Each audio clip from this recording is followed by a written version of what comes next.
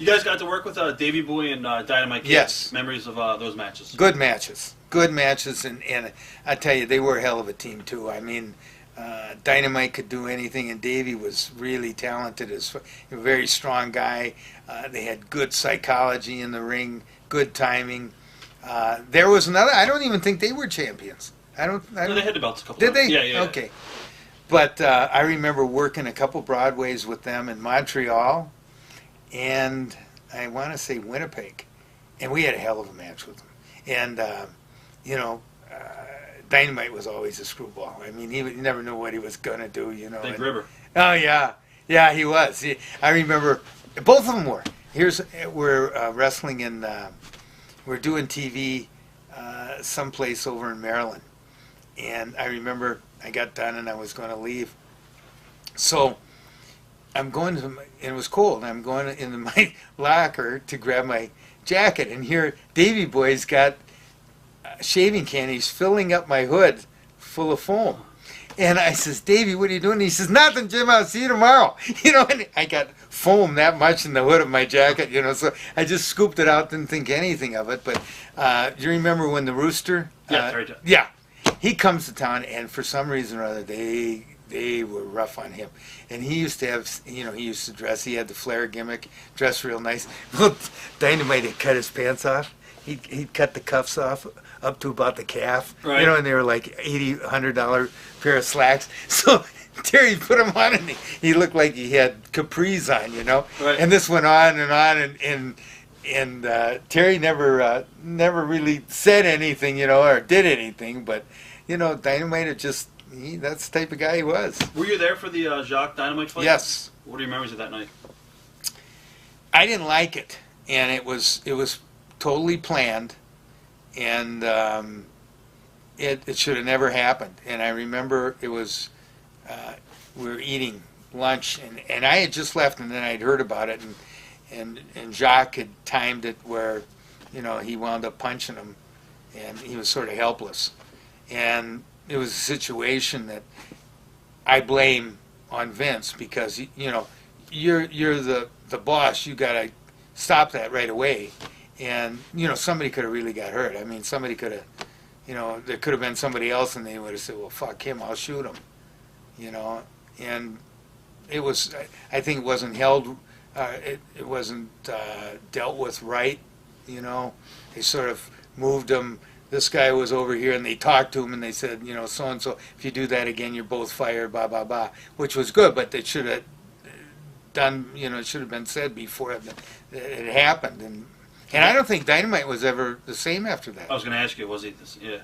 I don't think so. He hit him pretty hard. I think he had a concussion. And, he whacked it. Jock was a big guy, and Dynamite was, just wasn't expecting it. And all of a sudden you get cold-cocked from 3 yards away. All right.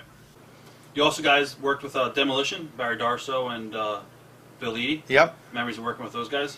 It was a hard match. It was a good match. We all worked hard. They were in the thick of things, so they didn't want to give too much. So it was a little harder for us because of their size, and they're sort of like the Road Warriors. They're not going to sell that much. What makes it that much harder for a babyface? Because if you can't get a guy to sell and you do all the selling, the match is not going to be a very good match. Although we did have good matches. We had a hell of a match in New Orleans with them one time. Very good match and also in Houston. Just house shows or TV? Yeah, or a house show. House shows. Yeah. Memories of Don Morocco and Bob Orton? Oh, boy. Well, Don Morocco sort of got me on my way down the one road.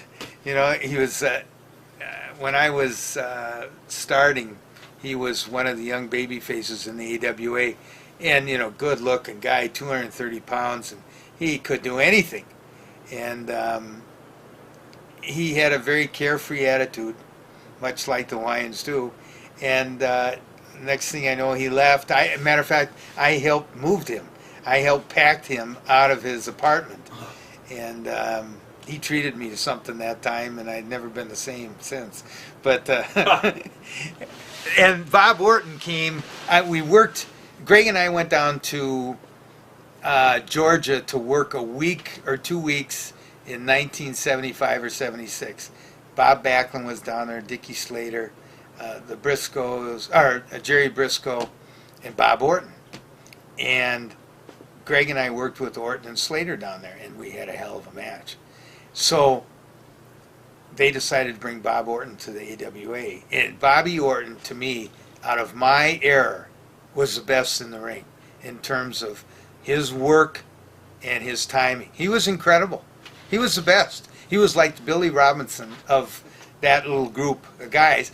But at the same time, I think, and he worked as a heel, Billy Robinson was there in Minneapolis and sort of, he worked with Bobby and sort of, didn't put Bobby over the way he should have. And I think Bobby got a bad taste in his mouth. And then Bobby's attitude changed completely when he went to the WWE. Because Roddy had gotten, he says, this is the way we're going to work, and that's the way you work, you know, and I remember when Morocco and Bobby Orton Jr. were tagged up, and they were pissed off because they didn't get the belts, so they had to work with us, and they hated working with us. And it was funny because Bobby and I had gotten along so well in Minneapolis, and he and I had singles matches all the time, just great matches. He was incredible. I to this day, I think, him and Jake Roberts, as far as being in the ring, were the best mechanics. Timing, everything they did looked great. Now his kid is incredible too. Yeah, Randy's awesome. Yeah. Members of Bobby Heenan from around this period of time. Well, Bobby was so involved in the WWF, and we'd see each other, fleeting. He might, there was 60 guys, there was 3 towns, 20 guys in a town. We worked 27 days a month. We never got to socialize with one another. He was really, he was doing TV shows, he was doing vignettes, he was flying all over. Heck, he was managing how many different people. So even though, we still shared a unique friendship, but we really didn't work with one another, other than seeing each other at the show or, having a beer, rum or something at one of the... Although, it's funny, the very first time I worked in Madison Square Garden, he says, I'm going to take you out afterwards. So I work in Madison Square Garden. We're going, and it's like 1 o'clock, 1:30 at night, and we're going to this PJ something or others. And he says, this is a big club, people be there. And he says, you can do anything you want in Manhattan. And he takes his pants down in the middle of the street. He's got no underwear on. And he just put them back up, and there's people walking all over. And I look at him and I say, holy Christ. Nothing, nobody even batted an eye. Right. That's Bobby Heenan. Do you still watch the business to this day? I watch it once in a while, but to me, there's way too much talking. You get a guy that he comes into the ring, he grabs the microphone, and the other guy comes in the ring, and they talk for 2 or 3 minutes. There's no action. You can one guy's going to slap somebody, or another guy's going to stick his head in there, and it's so predictable. I think that Vince has gone through the cycle of just about anything that you can think of to do, he's done. Right, it is true. What are your thoughts on all the deaths of the past 5 years in wrestling, and which has pretty much hit you the hardest? Well, Curt Hennig, it really hit me because I was with Curt not too much. It was probably 2 or 3 weeks before that, and we were in a little casino, and he was working at the casino, and I went with him to his. We had a beer, and he had, we smoked a joint. And then he had some pills, and he was mixing all these pills, and I told him, I said, geez, Curt, don't do that. I said, you can't mix the pills like that. And there was, Valium and some painkillers there, and he just laughed at me. And, that was the whole mentality of, there was a whole mess of those guys that thought that, that, and I love Curt. He was a great guy and a great worker. And it was funny, there was about 5 or 6 of them, all from that same age, that had that mentality that they couldn't be told nothing, What are your thoughts on the lack of kayfabe today? You know what? I think Vince has exposed the business to the point where, people ask me, and before I used to say, but it's pretty hard to defend it. What I say is wrestling is an art. It was an art form. It really is.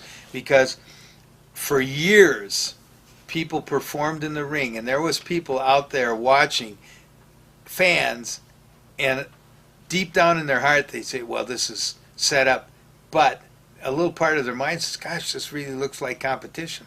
And when you can, when you watch two guys work to the point where, I mean, these people really get into it emotionally, it's a great thing. I mean, you see that, I don't see that anymore.